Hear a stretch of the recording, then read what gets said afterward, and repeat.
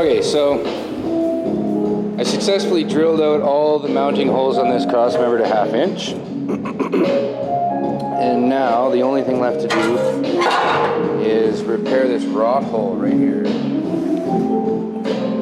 Hello, rot hole. So what I'm going to do is I'm going to cut basically a square. So like right about here.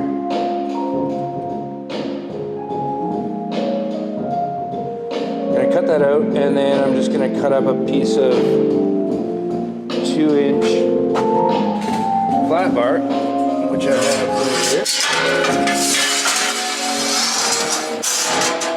And I'll basically transplant that piece of flat bar right there. Same thing on this side. A little bit less rotten, but it's still poking through. So we're gonna do a little cut and replace on both of those pieces, and then we'll install it.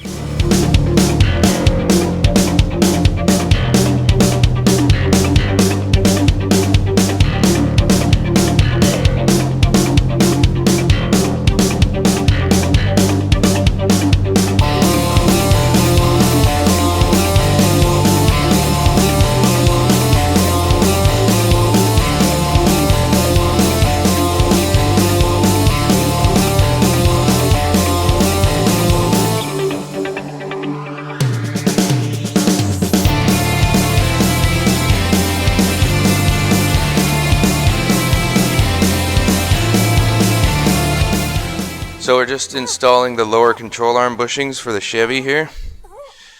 These are kind of interesting how they work. So we took these control arms next door to the shop next door and borrowed their hot tank. It's basically like a giant dishwasher for parts. And so we were able to get them nice and clean pretty quickly doing that. So they're basically ready for paint, but before they go for paint, because I don't want to wreck the paint after it comes back, I'm going to install all the bushings and then mask them off so that they're, you know, they don't get painted. There's some parts that I have like red bushings that match all the body mounts, so I don't want them to get painted. Oh, there we go. Perfect. Okay. Kind of want to put these on as even as you can so that it's all like these. There's an adjustment on these that basically for the alignment of the vehicle. So you want to try and put it to the middle so it's zeroed. So after they get an alignment, they can, if they have to adjust it either way, then you have room on either adjustment. You don't want to bottom out one side. So you kind of thread them in evenly.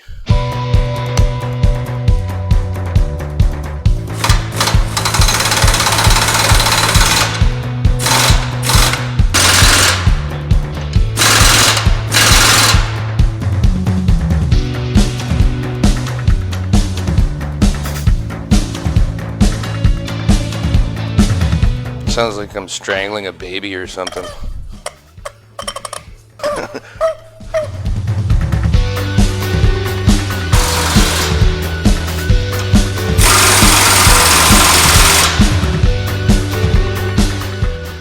So we kind of put the cab repair on hold because, as my professional body guys have advised me, you don't really want to start welding sheet metal together on a cab until it's sitting on a square surface, a true and square surface, or, you know, directly on the frame. So this is why we've switched our priority back over to the frame. So now it's completely sandblasted.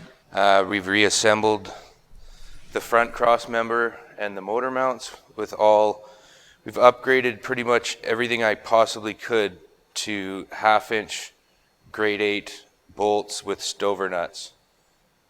Where all the things were riveted together, or 7/16 bolts. Some of them were 1/2 inch already, but we replaced everything we could. I drilled out all the holes I could to get to 1/2 inch stovers.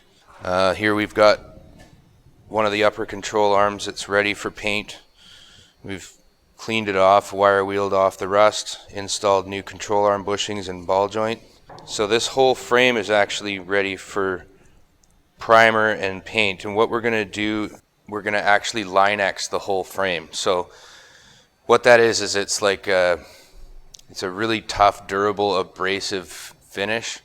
It's kind of like it's the same as the stuff they spray in the truck boxes with, you know, prevent corrosion, and it's like really strong, durable. So the same thing back here. We've got this cross member. These two cross members actually were removed because I did some pretty significant rust repair in the frame here.